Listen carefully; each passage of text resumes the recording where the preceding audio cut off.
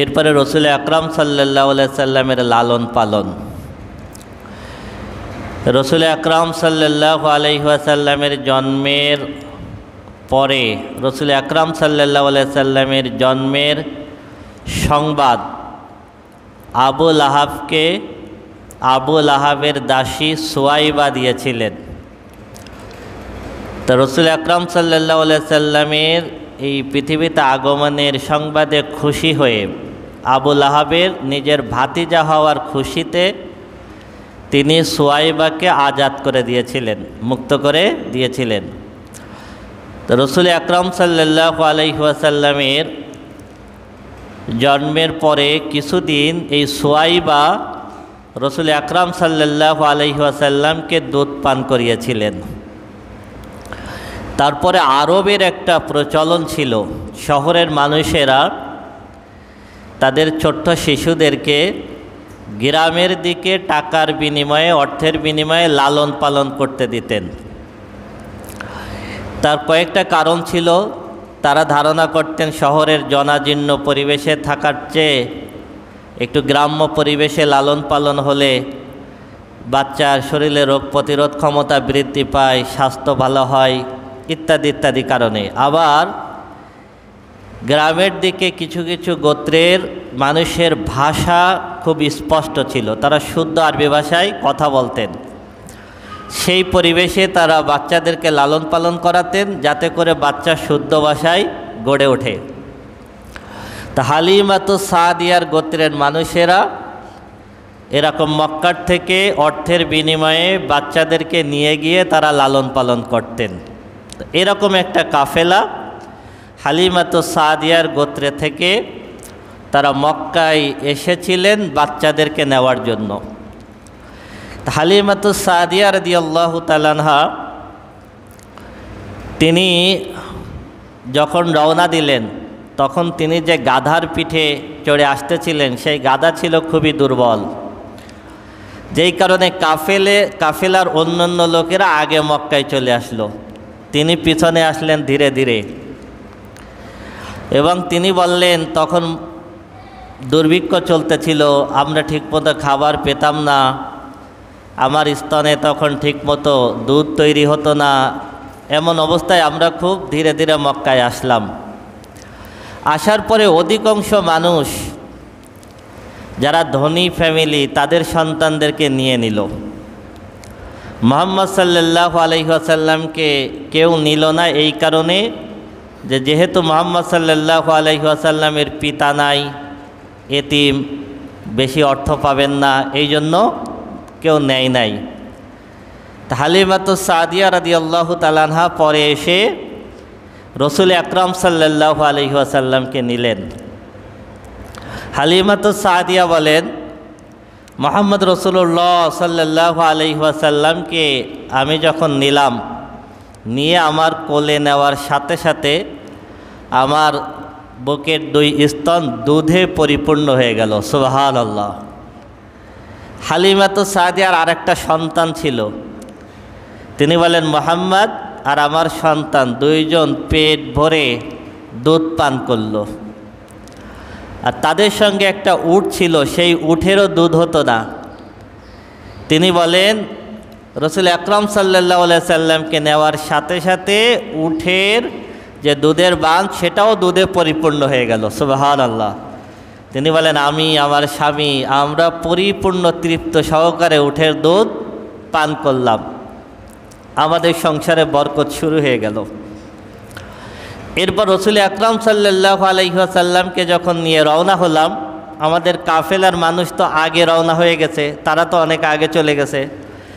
আমাদের সেই গাধা এত বেশি তরতাজা হয়ে গেল যে আমরা সেই কাফেলাকে অতিক্রম করে সামনে চলে আসলাম। সুবহানাল্লাহ। কাফেলাকে যখন অতিক্রম করতেছি তখন কাফেরাল মানুষেরা বলতেছে, হে সাদিয়া, হালিমা, হে হালিমা, তুমি যে গাধার পিঠে চড়ে গিয়েছিলে এই কি সেই গাধা? সে তো খুব জীর্ণ শূন্য ছিল, চলতে পারতেছিল না, সে এখন আমাদেরকে রেখে সামনে চলে যাচ্ছে কিভাবে? এরপর হালিমাতু সাদিয়া রসুল আকরাম সাল্লাল্লাহু আলাইহি ওয়াসাল্লামকে যখন নিয়ে আসলেন, আসার পরে ওনার সংসারে চতুর্দিক থেকে বরকত শুরু হয়ে গেল। রসুল আকরাম সাল্লাল্লাহু আলাইহি ওয়াসাল্লাম হালিমাতুস সাদিয়ার বাড়িতে যতদিন ছিলেন, তিনি বলেন সবার বকরি মাঠে চড়াইতে নিয়ে যেত, ঠিকমতো খাবার পেত না। অন্যদের বকরি পেট ফাঁকা রেখে অর্ধেক রেখে বাড়িতে ফিরে আসতো, আর আমার বকরিগুলো পরিপূর্ণ পেট ভরে বাড়িতে ফিরে আসতো। সুবহানাল্লাহ, সুবহানাল্লাহ। এইভাবে 2 বছরের চুক্তিতে নিয়ে গিয়েছিলেন। 2 বছর যখন হয়ে গেল, তখন তিনি আবার মা আমেনার কাছে নিয়ে আসলেন। আসার পরে মা আমেনার কাছে অনুরোধ করলেন যে আমি আরও কিছুদিন এই বাচ্চাকে আমি লালন পালন করতে চাই, কারণ এই বাচ্চা আসার পরে আমার সংসারে অনেক সচ্ছলতা এসেছে, আমার অনেক বরকত এসেছে। অনেক অনুনয় বিনয় করার পর রসুল আকরাম সাল্লাল্লাহু আলাইহি ওয়াসাল্লামের আম্মা আমেনা আবার হালিমাতুস সাদিয়ার কাছে রসুল আকরাম সাল্লাল্লাহু আলাইহি ওয়াসাল্লামকে দিলেন। রসুল আকরাম সাল্লাল্লাহু আলাইহি ওয়াসাল্লাম তারপরে আরও 2 মতান্তরে 3 বছর হালিমাতুস সাদিয়ার বাড়িতে ছিলেন। এখনও পর্যন্ত সেই হালিমাতুস সাদিয়ার বাড়ি আছে, তায়েফের থেকে আরেকটু ভিতরে।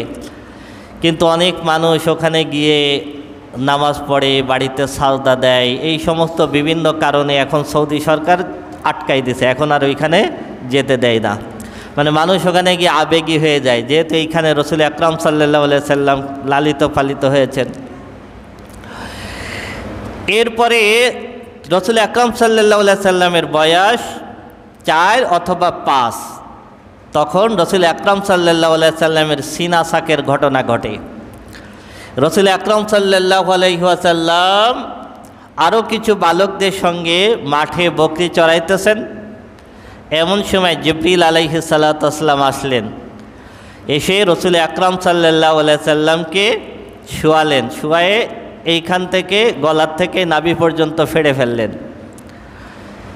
সাথে যারা ছিল সেই সমস্ত বালকেরা তারা ভয়ে দৌড় দিল, দৌড়ে এসে হালিমাতুস সাদিয়ার কাছে চলে আসলো। জিবরিল আলাইহিস সালাতু ওয়াস সালাম রসুল আকরাম সাল্লাল্লাহু আলাইহি সাল্লামের ভিতর থেকে নাড়ি বুড়ি সব কিছু বের করে সব ধুয়ে পরিষ্কার করে আবার ওইটা লাগিয়ে দিলেন আল্লাহর নির্দেশে। হালিমাতুস সাদিয়ার কাছে এসে বাচ্চারা এই ঘটনা খুলে বলল যে এইরকম একজন ব্যক্তি এসে মুহাম্মাদের বুক ফেড়ে ফেলছে। হালিমাতুস সাদিয়া ভয় পেয়ে দৌড়ে চলে আসলেন। আসার পরে দেখেন রসুল আকরাম সাল্লাল্লাহু আলাইহি সাল্লাম বিমর্ষ অবস্থায় দাঁড়িয়ে আছেন। তো এই যে সিনা সাকের বক্ষ বিদীর্ণের ঘটনা ঘটল, এই ঘটনায় হালিমাতুস সাদিয়া ভয় পেয়ে গেলেন। ভয় পেয়ে রসুল আকরাম সাল্লাল্লাহু আলাইহি সাল্লামকে তার মায়ের কাছে ফিরিয়ে দিয়ে গেলেন। তখন রসুল আকরাম সাল্লাল্লাহু আলাইহি সাল্লামের বয়স 4 মতান্তরে 5। এরপরে মা আমেনার কাছে রসুল আকরাম সাল্লাল্লাহু আলাইহি সাল্লাম লালিত পালিত হচ্ছিলেন। মা আমেনা রসুল আকরাম সাল্লাল্লাহু আলাইহি সাল্লামের বয়স যখন 6, তখন মা আমেনা ইচ্ছা পোষণ করলেন যে ইয়াসরিবে যাবেন স্বামীর কবর জিয়ারত করার জন্য, যিনি রসুল আকরাম সাল্লাল্লাহু আলাইহি সাল্লামের জন্মের 6 মাস আগে রসুল আকরাম সাল্লাল্লাহু আলাইহি সাল্লামের পিতা ইয়াসরিবে মৃত্যুবরণ করেছিলেন। সেইখানে কবর জিয়ারত করতে যাওয়ার ইচ্ছা পোষণ করলে আব্দুল মুত্তালিব সমস্ত ব্যবস্থা করে দিলেন। মা আমেনা রসুল আকরাম সাল্লাল্লাহু আলাইহি ওয়াসাল্লাম এবং সাথে ছিল দাসী বারাকা, তাকে নিয়ে মদিনায় গেলেন, স্বামীর কবর জিয়ারত করলেন। 1 মাস সেখানে অবস্থান করলেন। 1 মাস পর যখন ফিরে আসতেছেন, কিছুটা পথ আসার পরে আবওয়া নামক স্থানে এসে মা আমেনা অসুস্থ হয়ে পড়লেন এবং সেইখানেই তিনি ইন্তেকাল করলেন এবং সেইখানেই মা আমেনাকে দাফন করা হয়। এখনও মদিনায় ঢুকতে গেলে, মদিনায় যাওয়ার আগে ওখানে একটা চেকপোস্ট আছে, তার কাছাকাছি মা আমেনার কবর এখনও পর্যন্ত আছে। তো এই জায়গায় মা আমেনাকে কবর দেওয়া হয়। তো মা আমেনাকে কবর দেওয়ার পরে তখন মা আমেনার সঙ্গে ছিলেন শিশু মুহাম্মদ সাল্লাল্লাহু আলাইহি ওয়াসাল্লাম, আর রসুল আকরাম সাল্লাল্লাহু আলাইহি সাল্লামের পিতা মাতার একজন দাসী ছিলেন সাথে, তার নাম হলো বারাকা। তার নাম কি? বারাকা। অথচ আমরা সবাই তার নাম জানি উম্মে আইমান। কি নাম জানি? উম্মে আইমান। আসলে তার মূল নাম হলো বারাকা। উম্মে আইমান কেন হলো? উম্মুন শব্দের অর্থ হলো মা, আর উম্মে আইমান মানে হলো আইমানের মা। আইমানের মা, এই নামে তিনি প্রসিদ্ধ কেন হলেন? পরবর্তীতে এই বারাকা যখন পিতামাতা দুইজন মারা গেল, বারাকা রসুল আকরাম সাল্লাল্লাহু আলাইহি সাল্লামের দাসী হয়ে গেলেন।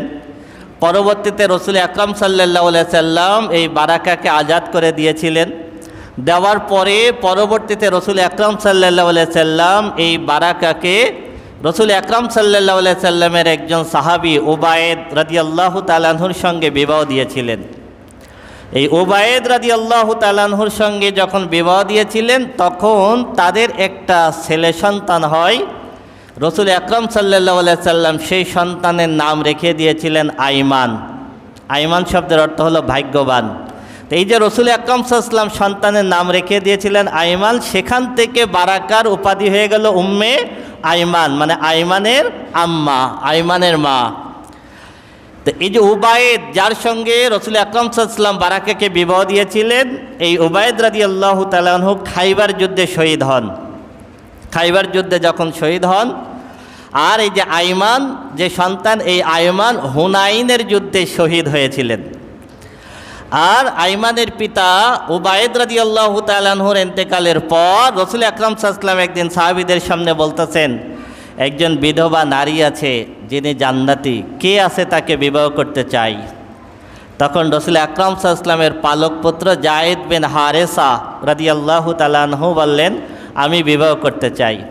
তারপর রসুল আকরাম সাল্লাল্লাহু আলাইহি সাল্লাম এই বারাকাকে যায়েদ বিন হারেসার সঙ্গে বিবাহ দিয়েছিলেন। এই ঘরে একটা সন্তান হয়েছিল, এই সন্তানের নাম হলো উসামা।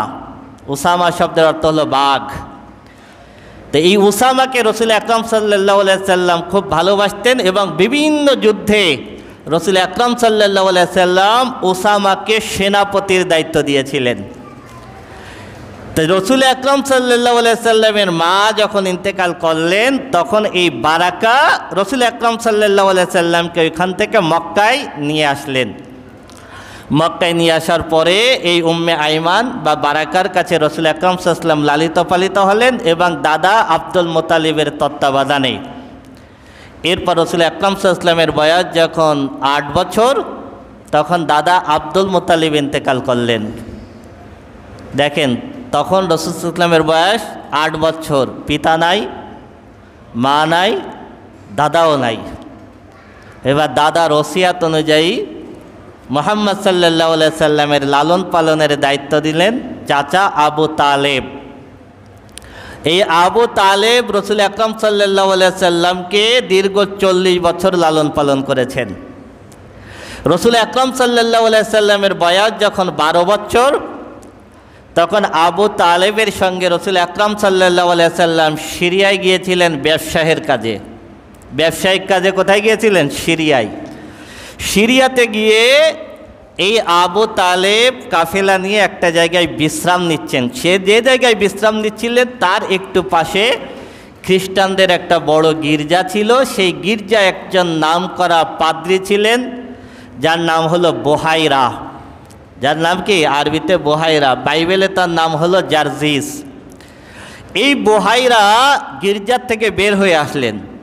বের হয়ে এসে এই কাফেলার ভিতরে ঘুরতে ঘুরতে রসুল আকরাম সাল্লাল্লাহু আলাইহি সাল্লামের সামনে আসলেন। আসার পরে রসুল আকরাম সাল্লাল্লাহু আলাইহি সাল্লামের সঙ্গে একটু কথা বললেন। রসুল সাল্লাল্লাহু আলাইহি সাল্লামের ঘুম, আচার আচরণ ইত্যাদি কিছু জানার চেষ্টা করলেন। জানার পরে এইবার আবু তালেবকে উনি বলতেছেন, এই ছেলে কে? আবু তালেব বলতেছেন, আমার ছেলে। বুহাইরা বলতেছে, না, সম্ভব না, এই ছেলের পিতাকে। তখন আবু তালেব বলতেছে, এ হচ্ছে আমার ভাতিজা, এর পিতা হলো আব্দুল্লাহ। তখন বুহাইরা বলতেছে, আব্দুল্লাহ কোথায়? তখন আবু তালেব বলতেছেন, আব্দুল্লাহ এই ছেলের জন্মের 6 মাস আগে ইন্তেকাল করেছেন। বুহাইরা রাহেব বলতেছে, হ্যাঁ, এইবার ঠিক আছে, কারণ আমাদের কিতাবে আছে আখেরে নবী যখন আসবেন তার আগে তার পিতা ইন্তেকাল করবেন। সুবহানাল্লাহ। এই হচ্ছে আখেরে নবী মুহাম্মদ রাসূলুল্লাহ সাল্লাল্লাহু আলাইহি ওয়াসাল্লাম। আবু তালেব বলতেছেন, আপনি কিভাবে বুঝলেন? বুহাইরা তখন বলতেছে, আমি গির্জার ভিতর থেকে দেখতেছি আপনাদের কাফেলা যখন আসতেছে তখন আশেপাশে সব পাথরগুলো তাকে সালাম করতেছে, গাছগুলো তাকে সাজদা করতেছে। সুবহানাল্লাহ। আমি দেখতেছি মরুভূমির ভিতরে প্রচণ্ড রোদ, যত পথ আপনারা এসেছেন এই বালককে এক খণ্ড মেঘ ছায়া দিতে দিতে আসছে। সুবহানাল্লাহ, সুবহানাল্লাহ। দেখেন, এই ছেলের পিঠে মাহরে নবুয়াত আছে। রসুল আকরাম সাল্লাল্লাহু আলাইহি ওয়াসাল্লামের এই পিঠের এখানে একটু উঁচু গোস্তের টুকরা ছিল, এইটা ছিল মাহরে নবুয়াত, আখিরে নবীর চিহ্ন। সুবহানাল্লাহ। মুহাম্মদ সাল্লাল্লাহু আলাইহি সাল্লাম শেষ নবীর খাতমে নবুয়াতের চিহ্ন। বুহাইরা রাহেব দেখাই বললেন, আমাদের কিতাবে আছে যে শেষ নবীর পিঠে মাহরে নবুয়াত থাকবে, সুতরাং আপনি একে এখনই মক্কায় পাঠাই দেন, তা নাহলে খ্রিস্টানরা যদি জানতে পারে তাহলে এই ছেলেকে হত্যা করে ফেলবে। আবু তালেব তাড়াতাড়ি রসুল আকরাম সাল্লাল্লাহু আলাইহি সাল্লামকে কয়েকজনের সঙ্গে মক্কায় পাঠাই দিলেন। এর একটু পরে রোমের থেকে 7 জন যুবক এই বুহাইরা রাহেবের এখানে আসছে। আসার পরে বলতেছে, এখানে কি মক্কার থেকে কোনো কাফেলা আসছে? বুহাইরা রাহেব বলতেছে, কেন? তখন ওই যুবকেরা বলতেছে, রোমের থেকে আমাদের ধর্মযাজকেরা আমাদেরকে পাঠিয়েছে যে শেষ নবী এখন এই জায়গায় আসবে, আমরা তাকে হত্যা করার জন্য আসছি। বুহাইরা রাহেব তাদেরকে বলতেছে, তোমরা তো নিশ্চিত হয়ে এসেছো সে শেষ নবী, আর তিনি যদি আখেরে নবী হন তাহলে এটাও নিশ্চিত তোমরা তাকে হত্যা করতে পারবে না। তোমরা নিশ্চিত হয়ে এসেছো আখেরের নবী, তাকে হত্যা করতে এসেছো, তোমাদের তো এটাও নিশ্চিত হওয়া দরকার ছিল যে তোমরা তাকে কি করতে পারবে না, হত্যা করতে পারবে না, বরং তোমাদের ক্ষতি হবে, তোমরা ফিরে যাও। ওরা ফিরে গেল।